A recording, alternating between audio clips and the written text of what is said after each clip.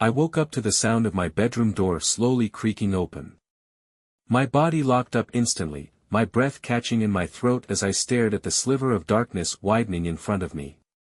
The air in my room felt heavier than it had ever been, thick with something I couldn't see, something that made my skin prickle and my stomach clench with immediate, primal terror. The hallway beyond the door was pitch black, a gaping void that seemed to stretch forever, swallowing the faint glow of the streetlights outside. And then, I saw him. Ethan. Standing in the doorway, perfectly still. But something was wrong. So wrong. His arms hung limply at his sides, his fingers twitching like something inside them was trying to break free.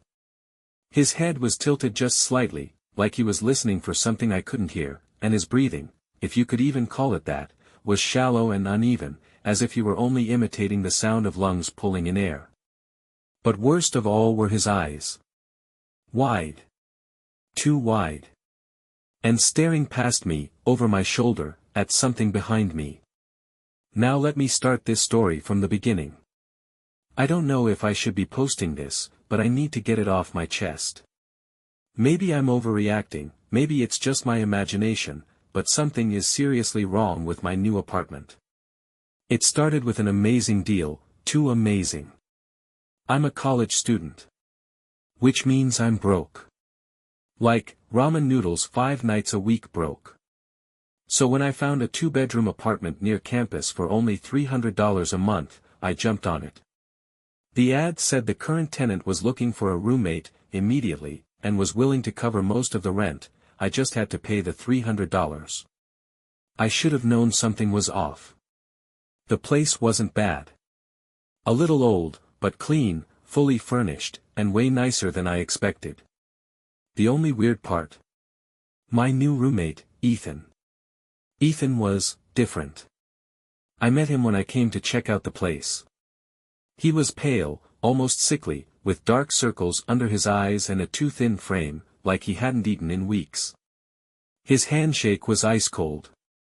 He didn't talk much, barely made eye contact, and the whole time, he just stood there, watching me as I looked around. Finally, he said, "If you move in, there are rules." Okay. I've had roommates before. I figured he meant stuff like, "Don't eat my food," or, "Take the trash out." But no. He handed me a printed agreement. A literal contract, with only 3 rules. 1. Never open my bedroom door. 2. Never touch my things. 3. Never, ever wake me up. I laughed a little, thinking it was a joke. He didn't laugh. He just stood there, dead serious. I should have left right then. But I was desperate. The place was too cheap, too convenient, and aside from his weirdness, Ethan seemed harmless. So I signed the agreement, moved in the next day, and tried to ignore the uneasy feeling creeping up my spine. That night, I woke up to something strange. Footsteps. Slow, deliberate footsteps just outside my bedroom door. I held my breath, listening. The sound moved from one end of the hallway to the other. Then back again. Like someone pacing. I checked my phone. 2:47 a.m. Ethan. I wanted to call out, but something in my gut told me not to. Instead, I waited, staring at the sliver of darkness under my door. The footsteps finally stopped. Then, silence. I barely slept after that. But in the morning, Ethan acted completely normal. No mention of the pacing. No sign that he'd been up. He just nodded at me, ate a piece of plain toast without saying a word, and disappeared into his room. I told myself I was imagining things. Maybe I'd just dreamt the whole thing.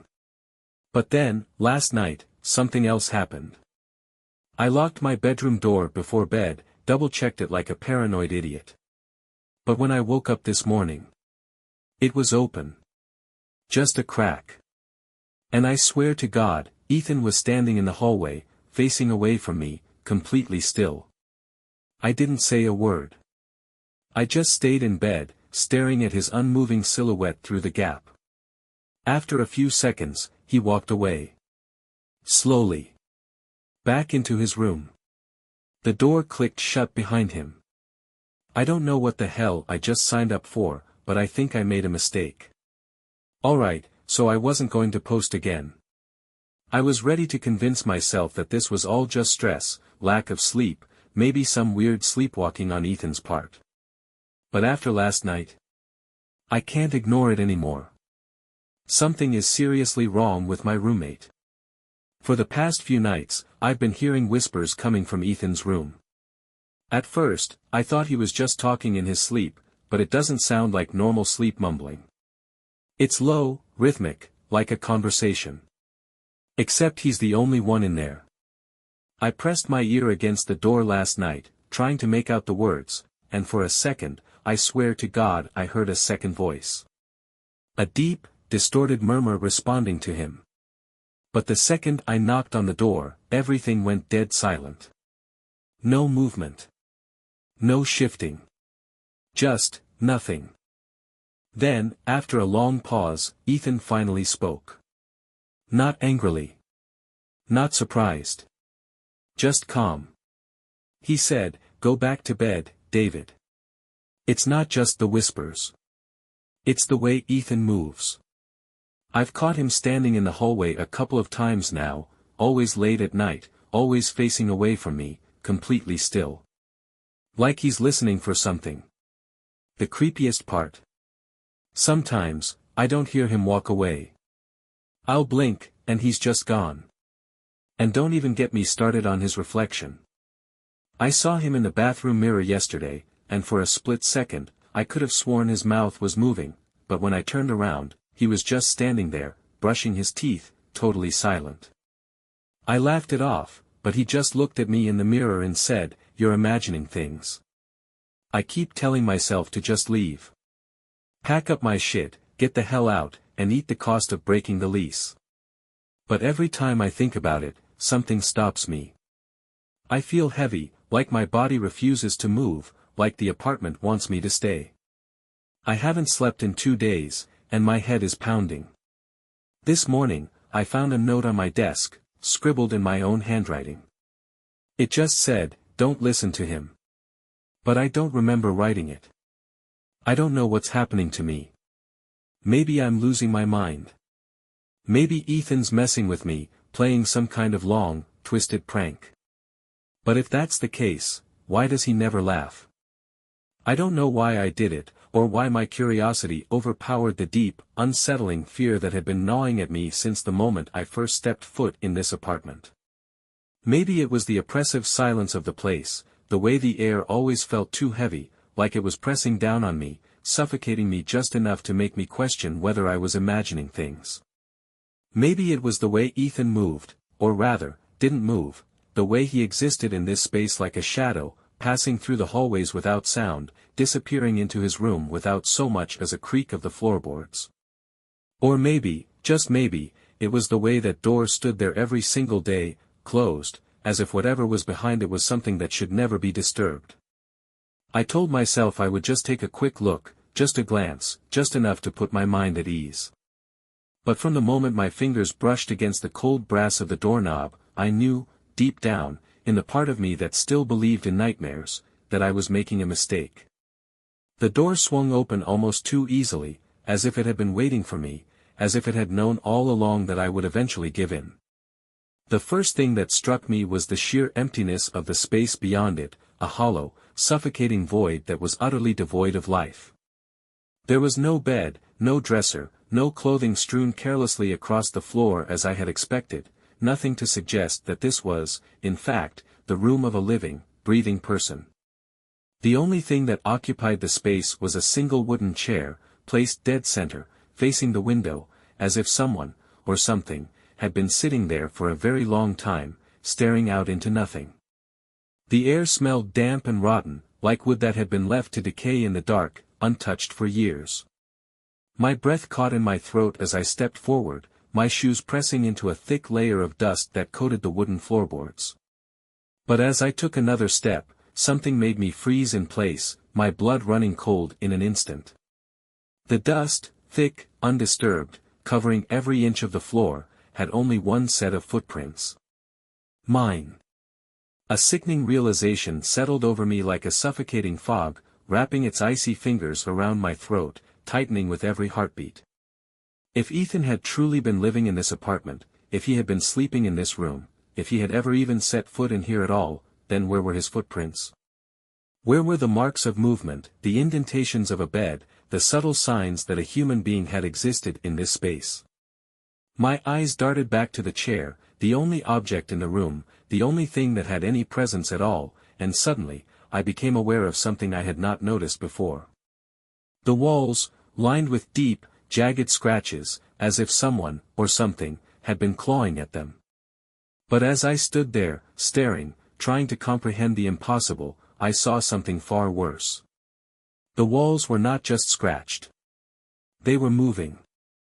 It was subtle at first, almost imperceptible, like a slow, deep inhale, followed by an exhale, as if the entire room was breathing, as if it was alive and watching me. My chest tightened as an overwhelming sense of dread clawed its way up my spine, the kind of dread that doesn't just fill you with fear but paralyzes you, keeps you frozen in place, forces you to acknowledge that something is very, very wrong.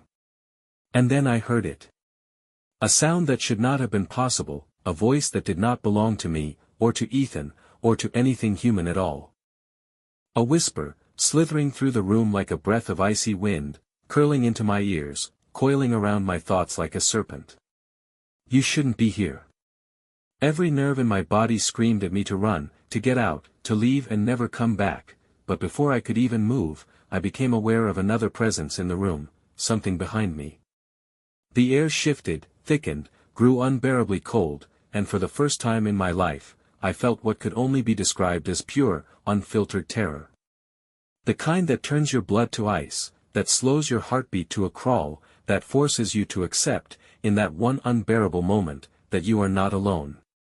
My trembling fingers finally found the doorknob, twisting, pulling, desperate to get out, but as I stumbled back into the hallway, gasping for air, the last thing I saw before slamming the door shut was the chair, turned slightly, just enough to face me.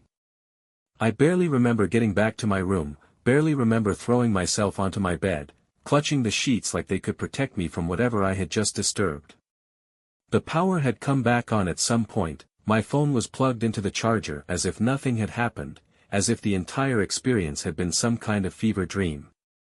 But when I finally worked up the courage to look across the room, my breath caught in my throat, my stomach dropping into a pit of sheer, unbearable dread.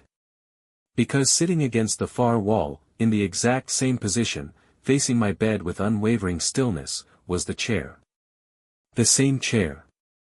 The one that had been in Ethan's room. The one that should not, could not, be here. And before I could even begin to process what was happening, the door to my bedroom creaked open, slow and deliberate, until it revealed Ethan standing there, his face expressionless, his eyes locked onto mine. He did not look surprised. He did not look angry. He did not even look human.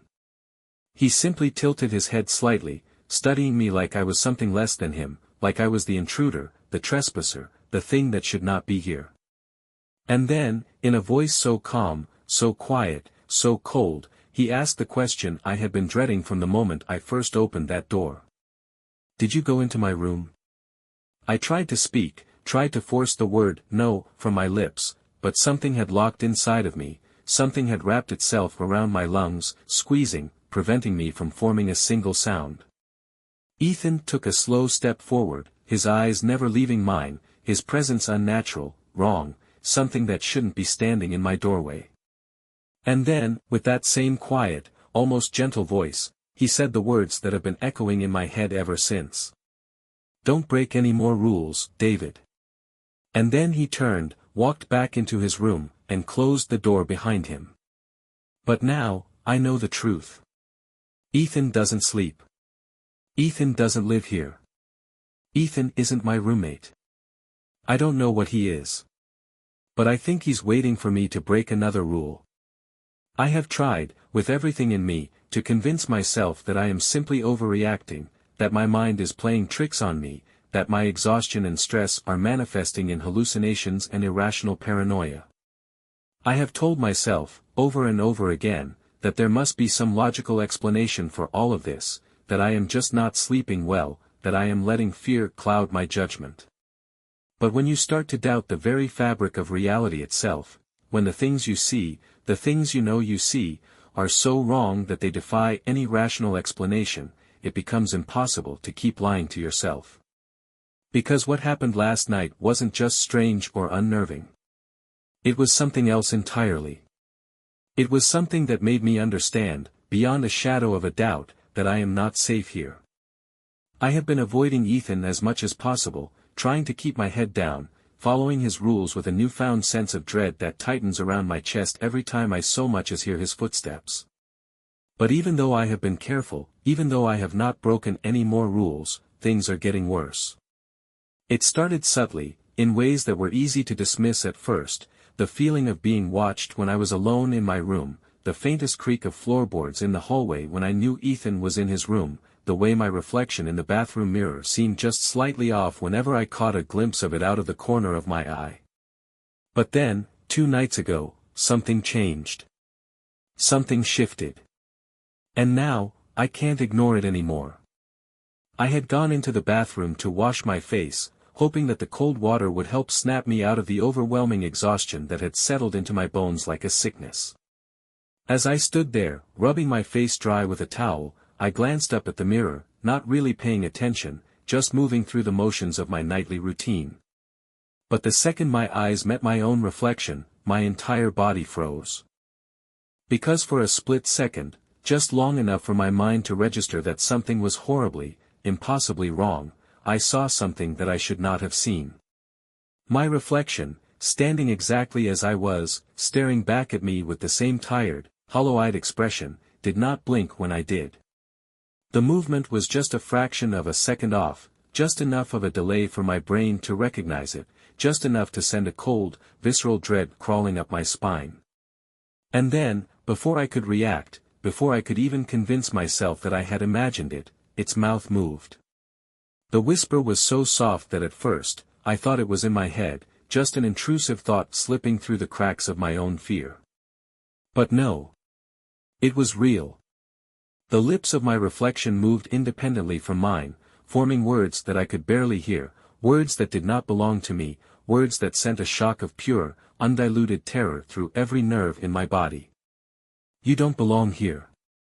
I stumbled backward, my hands gripping the edge of the sink so tightly that my knuckles turned white, my breath coming in ragged gasps as I tried to make sense of what I had just witnessed.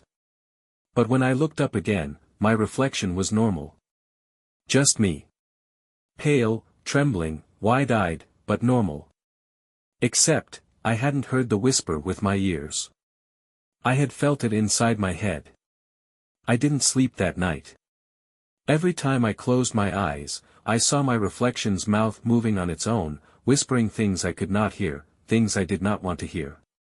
And then, just when I thought I had reached my breaking point, just when I thought nothing could possibly make this worse, I woke up, heart pounding, drenched in sweat, to find Ethan standing in my doorway. He wasn't moving. He wasn't speaking. He was just standing there, watching me with those empty, too dark eyes, his face completely blank, completely void of any human expression. And then, just as my breath caught in my throat, just as I opened my mouth to demand what the hell he was doing, he tilted his head slightly, his lips curling into a slow, unnatural smile. A smile that did not reach his eyes. A smile that felt wrong, like it didn't belong on his face, like he was mimicking an expression he didn't fully understand. And in the dim, flickering light of the hallway, in the suffocating silence of the apartment, I swear to God, I swear on everything, I saw my own reflection smiling back at me from the mirror. But I wasn't smiling. I haven't left my room since. I don't know what Ethan is, but I know now, without question, that he is not human. I know that this apartment is not just a place, not just walls and floors and ceilings, but something else. Something alive. Something watching me. And worst of all, I know, in the deepest part of me, that whatever was looking back at me from the mirror last night, wasn't me. I have spent the past 24 hours locked in my room, refusing to step foot outside, refusing to even risk looking in the mirror, refusing to acknowledge whatever nightmare I have willingly moved into. The walls of this apartment feel like they are closing in on me, pressing against my skin, suffocating me with an air that grows heavier by the hour. The silence is unbearable, stretched thin like a taut wire ready to snap at any moment, and no matter how many times I try to convince myself that I am just imagining things, that I am simply sleep-deprived and paranoid, I know in my gut that something is wrong here. It is a kind of wrong that seeps into your bones, that coils around your lungs like invisible fingers, making it harder and harder to breathe. I have tried to tell myself that I am just being irrational, that fear has a way of warping reality, but deep down, I know, this place is not just haunted. It is something else. Something worse.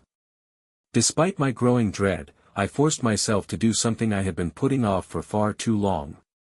I set up my phone to record while I slept, hoping that maybe, just maybe, I would find some kind of logical explanation for the things I had been experiencing. Maybe I was sleepwalking. Maybe my mind was playing tricks on me. Maybe I had imagined Ethan standing in my doorway with that awful, too wide smile stretched across his face. But when I finally worked up the nerve to watch the footage, when I hit play with shaking hands, what I saw made me wish I had never looked. The video started normally, just me, shifting in my sleep, the dim glow of my nightlight casting long shadows across the room. For the first few hours, nothing happened. And then, just after 3:13 a.m., my bedroom door began to slowly, silently open. At first, I thought it was Ethan. I braced myself for the sight of him standing there, motionless, watching me from the hallway like he had before. But it wasn't him. Or, at least, it wasn't just him. Because stepping through the doorway, moving in perfect synchronization with Ethan, was something else. The figure was taller than him, its limbs too long, its head tilted at an unnatural angle, its presence so deeply wrong that even watching it through the screen made my stomach twist with nausea. The way it moved was almost human, but not quite. It was off in a way that my brain struggled to process, a way that made every nerve in my body scream at me to look away, to stop watching, to pretend I had never seen it. But I couldn't. Because as the figure stepped further into the room, as the dim light from the hallway illuminated its face, I realized, it didn't have one. The skin where its features should have been was smooth and blank, an empty canvas of pale, waxy flesh that should not exist. And yet, somehow, I could feel it looking at me. I could feel its presence, the weight of its gaze, the pressure of its attention pressing down on me like a physical force. It didn't move for several agonizing seconds, just stood there, towering over my sleeping form, its faceless head tilting slightly, as if studying me. And then, with a slow, deliberate motion, it reached out a hand, long, bony fingers extending towards my face. I wanted to scream. I wanted to look away. But I could do nothing but watch as, just before it touched me, just before its fingertips could graze my skin, the screen glitched. For a moment, the entire video distorted, the image warping, flickering with static, as if something else, was trying to erase what I was seeing. And then, just as suddenly as it had started, the footage snapped back to normal. Ethan was gone. The figure was gone. My door was closed, my body still curled up in my bed, undisturbed, as if nothing had happened at all. But I knew what I had seen. And worse, I knew that the thing in my room, the faceless thing, was not Ethan. It was something else entirely. And somehow, I knew, with a certainty that made my entire body tremble, that it had been here before.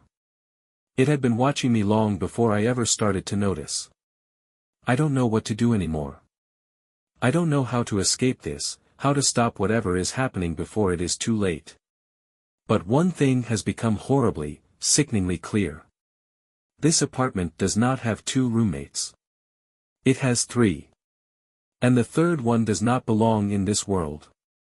I have reached a point where fear is no longer just an emotion, no longer something that simply grips my chest and squeezes, it has become a presence of its own, a weight that sits on my shoulders, pressing down, making every breath feel like a struggle, making every movement feel sluggish and unnatural. The fear is so deep now, so thoroughly embedded in my mind, that I am starting to question everything around me, every shadow, every flickering light, every sound that I used to be able to dismiss as just another part of living in an old apartment. But I know better now. There is something wrong with this place, something wrong with Ethan, something wrong with the thing that I saw standing in my doorway, watching me in the middle of the night. And yet, no matter how much I try to deny it, no matter how much I tell myself to just ignore it and stay in my room, I keep getting pulled deeper into whatever nightmare this is. Last night, I forced myself to stay awake, telling myself that if I could just make it through until morning, if I could just keep my eyes open and remain aware, then maybe, just maybe, I would feel a little more in control. But exhaustion is a cruel thing, and despite every ounce of willpower I had, I must have drifted off at some point, because when I woke up, it wasn't to the comforting glow of sunlight streaming through my window or the muffled sounds of life outside. No, when I opened my eyes, my room was still bathed in suffocating darkness, and there, standing at the foot of my bed, was Ethan. His posture was eerily stiff, his arms hanging limply at his sides, his head tilted ever so slightly, as though he were listening to something that I could not hear. My body went rigid, my breath catching in my throat, as I realized that he wasn't looking at me, he was staring just past me, his gaze locked onto something over my shoulder, something behind me. I wanted to turn around, to see what he was looking at, but I was paralyzed by the overwhelming certainty that if I moved, if I so much as breathed too loudly, something unspeakably awful would happen. I could hear my own pulse thudding against my skull, a frantic drumbeat pounding in my ears, but Ethan remained utterly still, his eyes unblinking, his lips slightly parted as if he were about to say something but had simply forgotten how. And then, finally, after what felt like an eternity, he whispered in that same calm, detached voice that I had come to dread.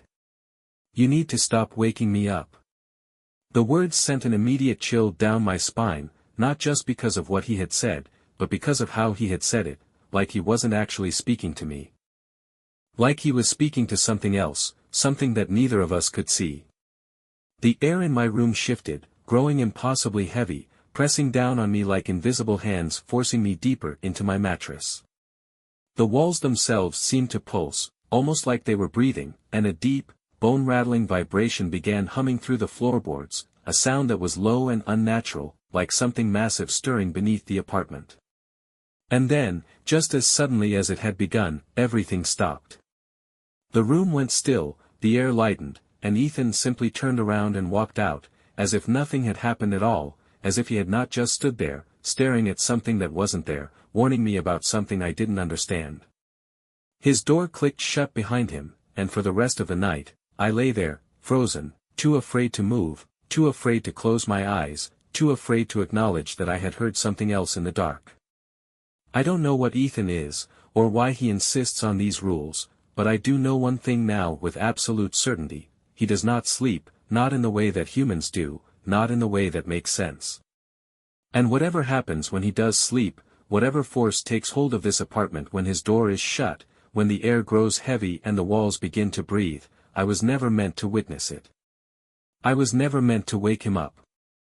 And if it happens again, if I break the rules one more time, I don't think I will be around long enough to post about it. I don't know how much longer I can stay here. Every nerve in my body is screaming at me to run, to leave everything behind and get as far away from this place as possible, but something is keeping me here, something far stronger than fear, something that coils around my thoughts like invisible chains and tightens every time I try to act. I have tried to pack my bags, have forced myself to reach for my phone and look up nearby motels, have stood at the front door with my keys in hand, willing myself to just open it and step outside, but each time, something stops me. Not physically, there is no hand on my shoulder, no force holding me back, but a deep, sinking weight in my chest, an unshakable sense that if I leave, I will never truly escape. That whatever has been unfolding inside this apartment, whatever presence has made its home in the shadows, will follow me.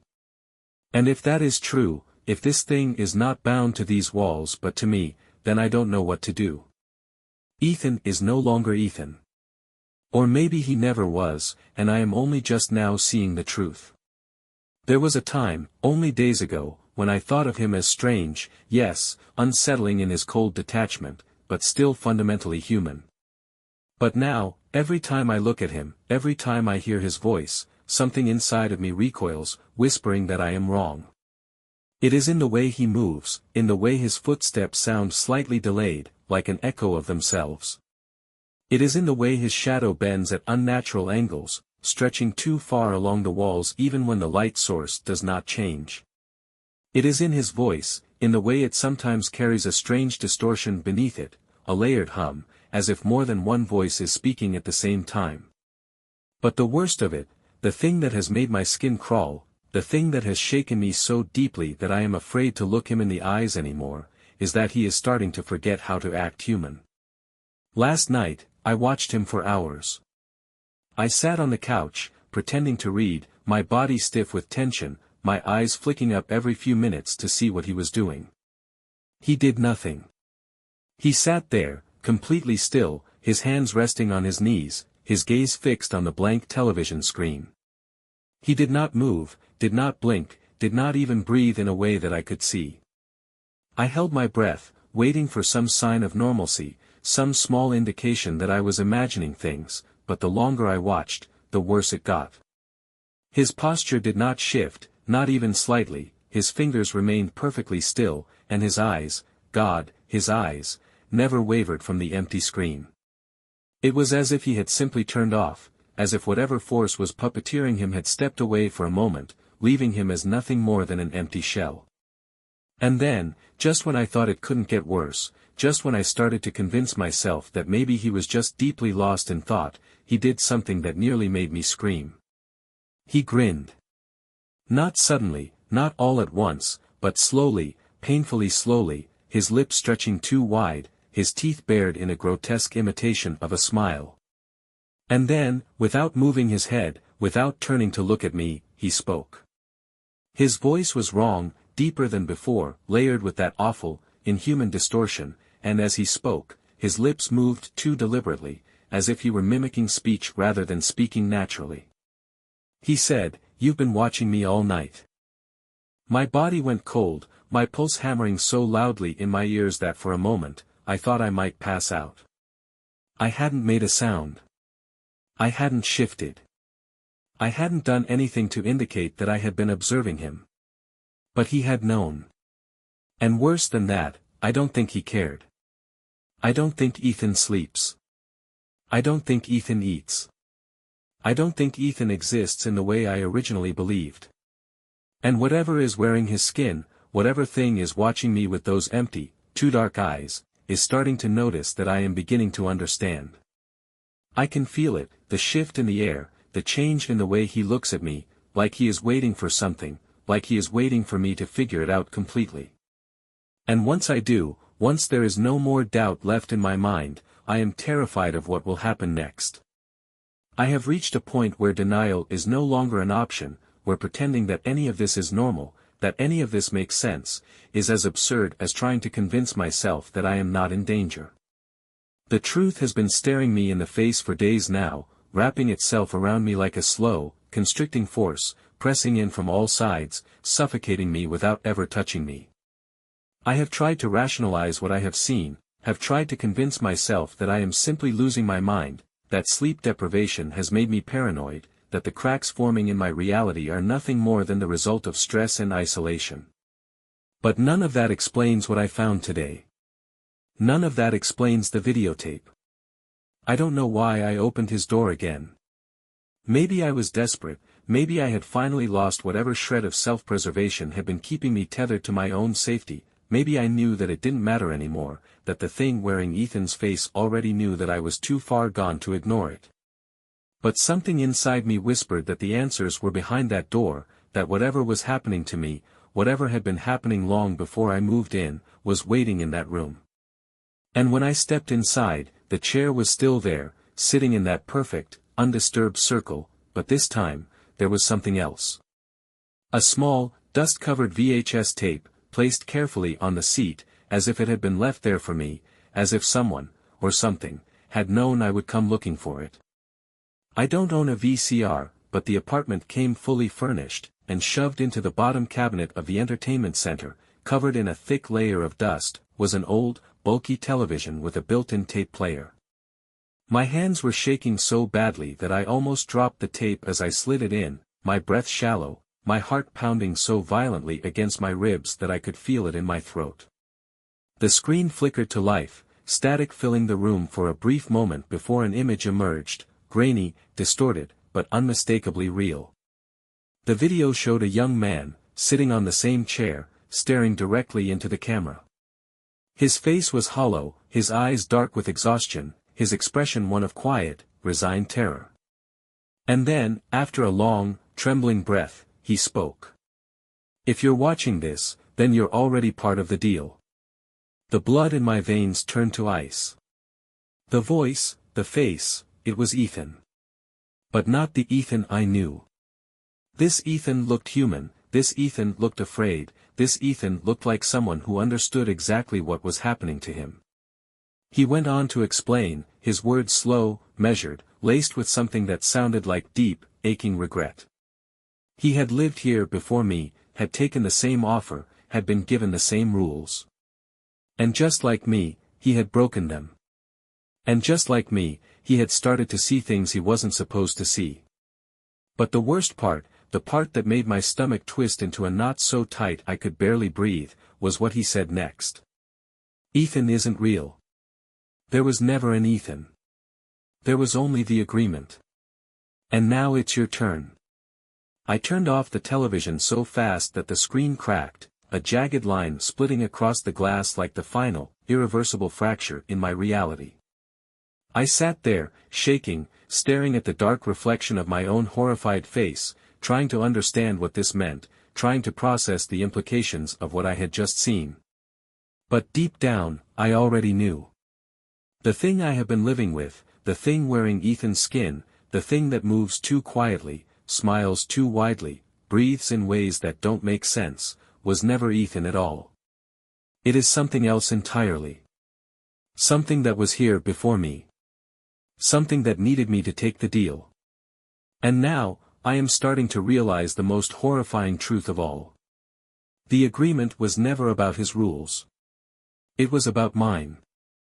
Ethan was never my roommate. I am his. I think I have finally begun to understand what this place truly is, though I do not think it can be explained in any way that makes logical sense. This apartment, this thing that I have been calling my home, is not just some normal, old, slightly eerie space that happens to be inhabited by an unsettling roommate. It is something else entirely, something alive, something with an insatiable, slow-burning hunger that I have unknowingly been feeding from the moment I signed that contract. This place does not just house people, it takes them.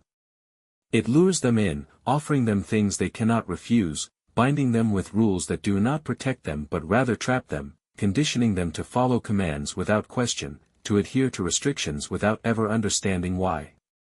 And now, with the final piece of the puzzle falling into place, I realize the truth I should have seen from the very beginning: the rules were never meant to keep me safe. They were meant to prepare me for what comes next. After watching the tape, I sat in silence for what must have been hours, my mind cycling through every moment I had spent in this apartment, every strange occurrence, every shift in the air, every whispered word that had slithered through the walls when I thought I was alone. I kept replaying Ethan's hollow, desperate expression in my mind, hearing his words echoing over and over again: there was never an Ethan. There was only the agreement. And the more I thought about it, the more I realized how perfectly I had fallen into the exact same cycle as whoever had come before me. I had followed the same path, made the same mistakes, felt the same slow unraveling of my sense of reality. But worst of all, I had done exactly what it wanted: I had stayed. I had let the agreement bind me, had allowed the walls of this place to wrap around me, had unknowingly stepped deeper and deeper into something I was never meant to escape. I thought that if I could just get out, if I could pack my bags, grab my keys, throw open the door and sprint into the night, that maybe I could break free. Maybe I could still undo whatever had been set into motion the moment I signed that contract. But when I tried, when I stood at the front door, hands trembling as I reached for the lock. Something in my body refused to move. It was not fear, not the rational hesitation of someone about to flee from something they cannot fully understand, it was something else, something much worse. It was like my own limbs no longer belonged to me, like something had rewritten my instincts, had stripped away the most basic ability to escape. And when I finally forced myself to turn my head, to look over my shoulder, I saw him, Ethan, or the thing pretending to be him, standing in the hallway, watching me. But this time, he did not smile. This time, he did not pretend to be human. His face was wrong, his skin stretched too tight over the bones beneath, as if whatever was inside him was starting to outgrow the fragile shell it had been using. His limbs were rigid, his fingers twitching, his mouth slightly open, but not breathing, just frozen, as if caught mid-transformation, as if the thing inside had been disturbed before it was ready to reveal itself completely. And then, slowly, with movements that were too smooth, too precise, he took a step forward, tilting his head in that unnatural way that made my stomach twist with a kind of dread that cannot be described in words. And in that moment, I knew, he was not going to let me leave. I don't know what happens when the agreement is complete, when the cycle reaches its final stage, but I am beginning to understand that I was never meant to walk away from this place as myself. The rules, the warnings, the strange way time bends in this apartment, it has all been leading to something that I was never supposed to question until it was too late. And now, I can feel it, the presence that has been waiting just beneath the surface, the thing that has been watching me since the moment I arrived. It is awake now. And it is hungry. I don't know how much longer I have. Time has lost its meaning, unraveling like frayed thread, twisting in ways that make it impossible to tell if I have been sitting here for minutes, for hours, or for days. The walls of this apartment, once simple drywall and old paint, now feel like something else entirely, something breathing, something shifting just beneath the surface, something watching with a silent, endless hunger that I can feel pressing against my skin. I have tried to convince myself that I still have some kind of control, that if I just move, if I just run, I can break free from whatever this is. But deep down, in the quietest corners of my mind, I know the truth, I have already been swallowed whole. I was never going to leave. That was never part of the deal. Ethan stands in the doorway now, but I don't think he is trying to stop me anymore. I don't think he needs to. His body has started to change, his shape flickering in and out of something less human, his limbs elongating, his head tilting at angles that should not be possible. His skin is cracking, not like flesh splitting open, but like the surface of a mask being pushed too far, the thin illusion of his humanity beginning to crumble. And yet, even as his form starts to slip, even as whatever has been pretending to be my roommate begins to shed its disguise, his expression remains eerily calm, his mouth curling into that awful, knowing grin. And when he speaks, his voice is no longer layered with distortion, no longer carrying that strange, unnatural hum. It is clear now, steady, quiet. It's time, David. The words settle over me like a weight, pressing into my chest, squeezing the air from my lungs. I don't know what he means, not exactly, but my body does. My muscles lock, my hands tremble, my heart pounds against my ribs like a frantic, caged thing, because somewhere, deep inside me, I already understand. I feel it, the same slow, creeping force that kept me from leaving, the same unseen grip that has been guiding my every movement, pushing me toward this moment. It has been waiting. Waiting for me to realize that the agreement was never about Ethan.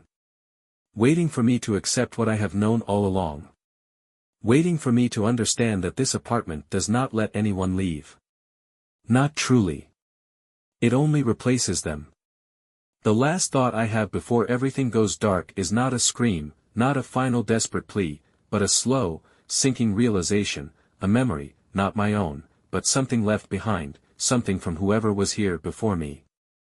I can feel them now, the echoes of all the others, the ones who signed the contract, the ones who thought they had a choice, the ones who came before Ethan. Because he was just like me once.